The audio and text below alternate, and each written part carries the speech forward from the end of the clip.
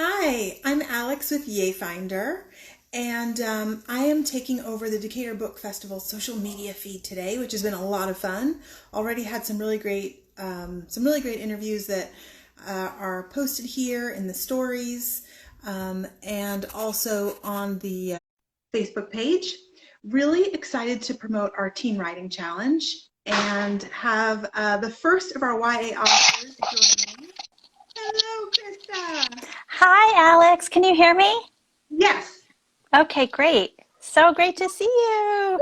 Great to see you. So, Sorry, I'm Kristen, just getting my setup here. Okay, since I'm on my iPad, so this is a little different. no problem. So, Kristen and I have actually known each other for a long time. Oh my God. Yes, we're dear friends. Yes, great friends. We've traveled together, we've had adventures together. I get Oh, yes, sorry. I'm going to get him a little toy and a treat so he doesn't bother us during our, not that he's ever a bother, but you know what I mean. your cute, cute dog. So, Yes. so Okay. I'll give a little bit about. Actually, you can go ahead. So, why don't you tell us about? I want to dive right in to Yeah. hearing about Emerson Page, the book that you already published, and then let's talk about what Yes. you're working on now. Yes. So Emerson Page came out. Emerson Page and Where the Light Enters is my first novel, and it came out in November 2017. So it's been over 2 years. It was really well received and won a bunch of awards, which I'm so honored by, and have met so many great people through the process and readers and talked to kids about writing. And it's about a young girl in New York City. She discovers a secret library underneath the Metropolitan Museum of Art, which is just across Central Park from where I live. And she learns all about her family's heritage and history, and her destiny as a result of that library. So that's her story there. I wrote her sequel, which part of it takes place in New York, and then she ends up in the world below Dublin, Ireland, which also brings in like Celtic mythology, and she goes on that adventure.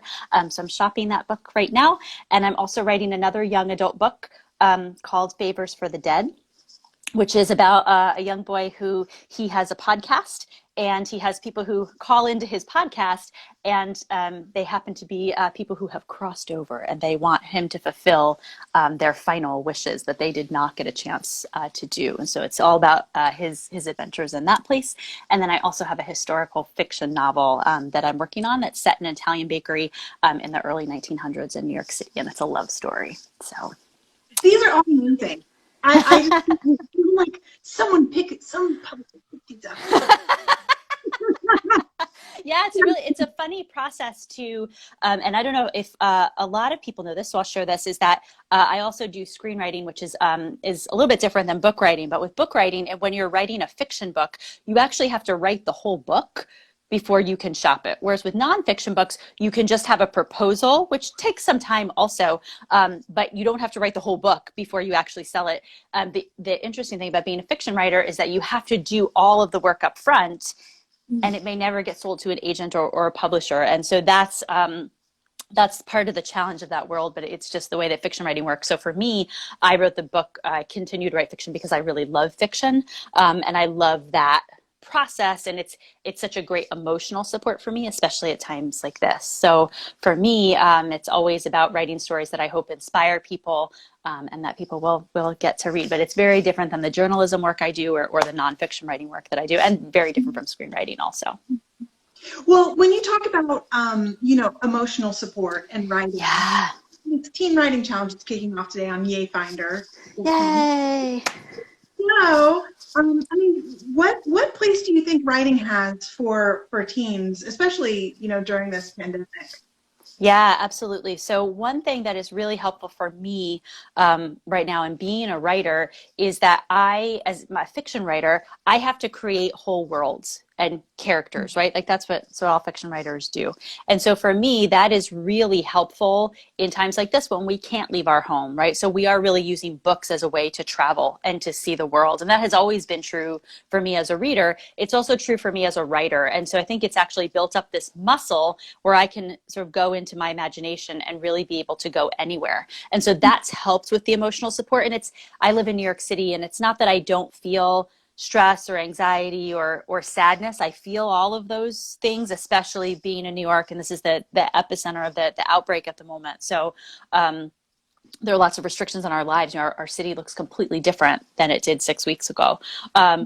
I think for me, the writing has given me a place to put my emotions during these hard times so that I don't have to just have them run through my mind all the time. Like actually the physical act of getting them down and sharing those stories has been really helpful for me as an emotional support. And I think it can be helpful for anybody in the team writing challenge for sure. Mm-hmm. And that's a thing that you know, we've partnered with a bookstore, Brave and Kind Books, YATL Live, obviously the Decatur Book Festival. And even though there is a prize for the winner, which is being able to be featured on this YATL Live, really we want to encourage people to just write. I mean, to your point, to really be able to express themselves, whether it ends up being something that they receive recognition for or not, to just have that experience writing. Yep. Absolutely. And I wrote my first novel I wrote as part of the National NaNoWriMo, National Novel Writing Month. And so that's a really great support too for people who, the whole idea is to just write. It doesn't have to be perfect. Like no first draft is perfect. Like perfect draft, I mean, first drafts are always really messy. Like when I write a first draft of a piece, any kind of piece, whether it's fiction or nonfiction, I just write all the way to the end. And even if it's terrible, it doesn't matter. Like nobody's ever going to see it except me. But if I just get the words down, I think of it like clay, right? Then a sculptor can go in and actually do something with those words and make them into something. And so that's really helpful to be able to do. And I think of writing exactly the same way. Is there a book that for you, when you were a teenager, really meant a lot to you? Oh yeah, God, there's so many books that were really important to me. My favorite book from childhood is Alice in Wonderland, just because I love that idea of descent and adventure, and that's really great for me. Emerson Page too, not to cut you off, but that theme, you know, continues. Yeah, Right. exactly. And Alice is actually a character in the book. For people who haven't been to Central Park in New York, one of the most famous statues in Central Park, which is not too far from my house, is Alice sitting on a mushroom, and she has the dormouse and the white rabbit next to her. It's one of the most popular statues in the park. Everybody takes their picture with it. And so that statue is really important to Emerson because this is also her neighborhood. And so Alice in Wonderland is in the book. And then that idea of descent down. So this idea of characters going down into an underworld is such a common theme in literature. And I love that idea, like what's happening underground, like these kind of mysteries and these adventures that happen in secret places that nobody can see. And I love thinking about a secret world, you know, that's underneath the city where I live. So yeah, I love those types of stories. I think have been really influential for me. Neil Gaiman's work, basically all of his work has been really influential. For me, I have always loved all of his stories. Were really terrific. And then from a writing perspective, Anne Lamott wrote a book called Bird by Bird, which is all about writing kind of one snippet at a time, right? Like you just have to take it bird by bird, like word by word. Like every book that's ever been written is written one word at a time. It's one word after another, after another, after another. Every person who's ever written a book does it the exact same way. And so that idea of just writing a little bit at a time every day is really influential for me as a writer. It's also the way that I like to read. I like to read a lot of books at the same time, and I like to read short snippets of them. And so it also happens to be how I write. A lot of the chapters in Emerson's book are very short so that you can read a chapter right before you go to bed. And hopefully the idea is like you read a short chapter and you're like, well, it's only another 4 pages for the next one. I can read the next one. And so it's how I like to consume content. It's also how I like to create content, sort of these bite-sized pieces that you can string together if you want, or you can break up if you want to. I definitely do that too, you know. I like to read like 5 or 6 books at a time, where for a while I was trying to really just focus on one book, get it done.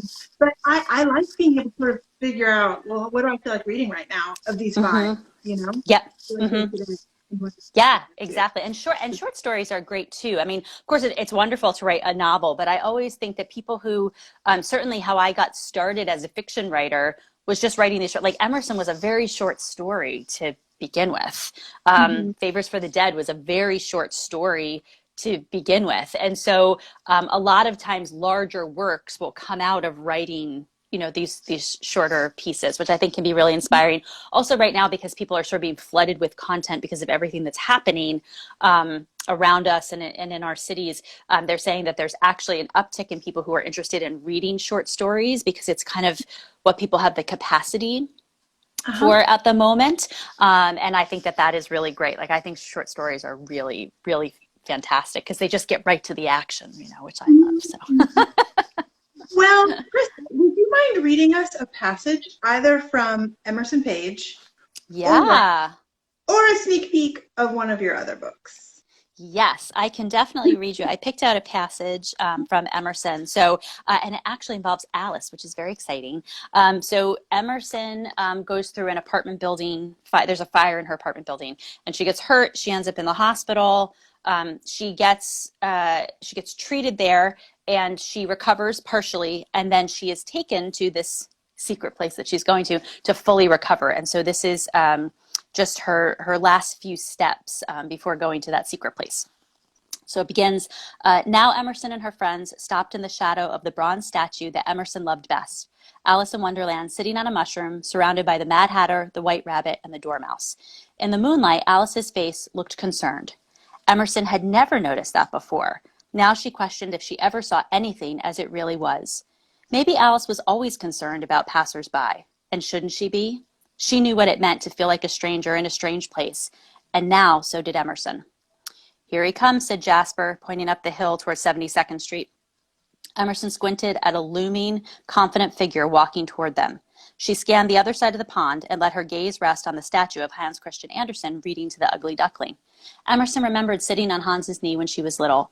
She'd pretend that he was reading the book to her. She loved his face, kind and wise. It was the face of someone she knew how the story ended, but wouldn't dare spoil it for others. The figure was only a few feet away from them now, and it was Samuel. Here we are, he said, handing large oars to Jasper, Oliver, and Irene. He kept the fourth one for himself. It's been a long time since we needed to use these, said Irene as she turned the oar over in her hands. I wish we never had to use them again, said Samuel. May this be the last time they're needed, said Jasper. Samuel nodded. Irene, Jasper said, you and Oliver go first with Emerson. Samuel and I will follow with Schuyler. Go where? Asked Emerson. Home, said Jasper with a smile. Irene walked to the edge of the boat pond. She glanced back and saw that Emerson was still a few paces behind. This way, Emerson, she said. But we don't have a boat. Well, there's no sense in having something you don't need, said Irene, as she beckoned Emerson toward her. Come on, stand behind me. Emerson approached the pond. Irene placed her oar in the water, which went completely calm and still. She stepped onto it without sinking and without getting wet. She was standing in the water. What just happened? Emerson asked as her eyes widened and she touched down to realize that the water in front of her was completely solid and dry. She stepped onto it with one foot and then the other. How did you do that? She asked in complete amazement. Irene just smiled. Oliver stepped onto the solid water behind Emerson. Let's go, he said. He and Irene began to row them forward with a few flicks of the oar. We're moving, Emerson said. We're moving. She felt as light as a feather as they glided toward the center of the pond. When she turned to look back, she saw Jasper, Schuyler, and Samuel following them. Emerson took in all of her surroundings and for a moment forgot her pain. This was a perspective of Central Park she'd never seen before. Once they reached the center of the pond, they all formed a straight line and turned to face the statue of Alice. The outline of the statue glowed with a bright emerald green light. Irene began to stir the water with her oar like a medicine woman stirring a pot of bubbling potion. At first, the ripples were small and localized around the oar. Then they expanded, and soon it seemed she was stirring the entire pond into a single swirl of light. She whispered words that Emerson recognized from the book Alice's Adventures in Wonderland. Imagination is the only weapon in the war against reality. With that, Alice's eyes lit up, and that same emerald green light filled the entire boat pond. A yellow beam slowly traced a circle around the 6 of them at the center of the water and opened into a chute of iridescent light that consumed them all at once. Emerson's shriek shot through the night like a bullet, and in an instant, every trace of their presence on the pond was gone. And there she goes, off on her adventure. Thank you for reading that. And I love, even there, you're talking about the importance of imagination, seeing places with new eyes, discovery, and we just know how important that is, right? I mean, for all of us. Yeah. Yeah, exactly. Especially for teens, who I was talking to Vanya from YATL earlier. We were talking about how teens feel things so strongly. Yeah. And it's just such an intense period of our lives. And so think about, this teen writing challenge, and I love that passage that you read, because it is like the importance of being able to think about these new places and discovery and all those elements.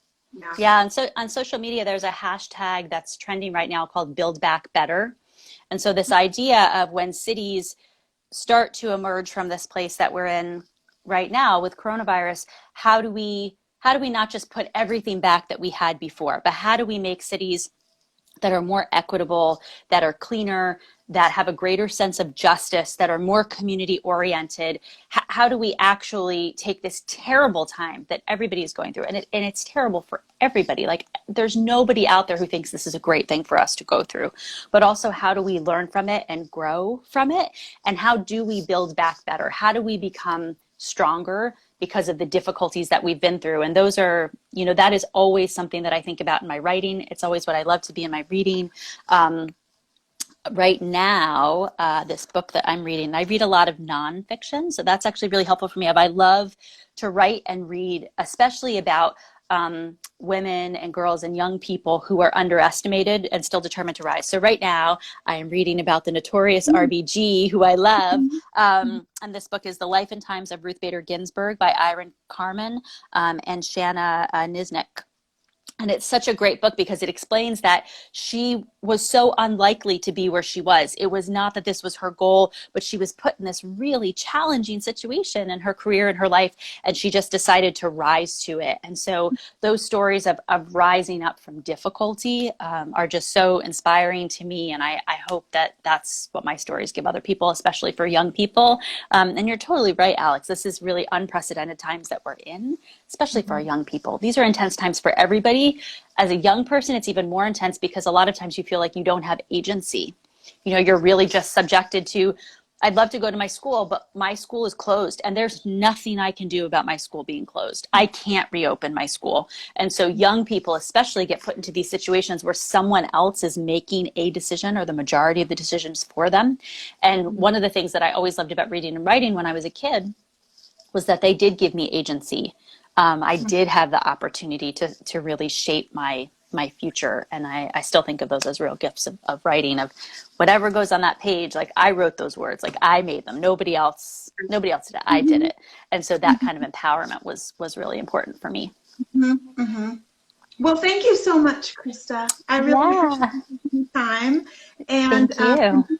Participating in this teen writing challenge, you recorded a wonderful video that any teens sign up, it will be part of their sort of mini masterclass, where they'll be from you in terms of, and other YA authors on different, topics around writing. And so thanks so much. Really appreciate it. Well, thanks so much for having me. I love connecting with young people. I'm also always happy to, I've done a bunch of these classes where I talk to classes or individuals and their parents online just through Google Chat or through Zoom. I also get a lot of emails and social media messages. So I'm always happy to connect with readers and their teachers and librarians and guardians and parents. I'm not tough to find. So I'm always happy to help young people. How should people contact you? What's the best way to reach you? Yeah, there's so many ways. Probably social media is probably the easiest. You can go on Twitter. I'm Christa NYC, CHRISTA NYC. And then on Instagram, I'm Christa Rose NYC. And so those are probably the easiest, fastest ways to reach me. But if you Google, I'm sure all kinds of information will come up. And then I also have a website that's just Christa Avampato, my first name, my last name.com. And that's also, there's a contact page on there where you can see all of my contact information, social, and through email. So however people want to get in touch with me I'm always happy to help. Yeah. Thank you so much. I'm sure people will. Sure. Okay, Absolutely. thank you. Great. Thanks, Alex. Bye, everybody. Bye. Bye.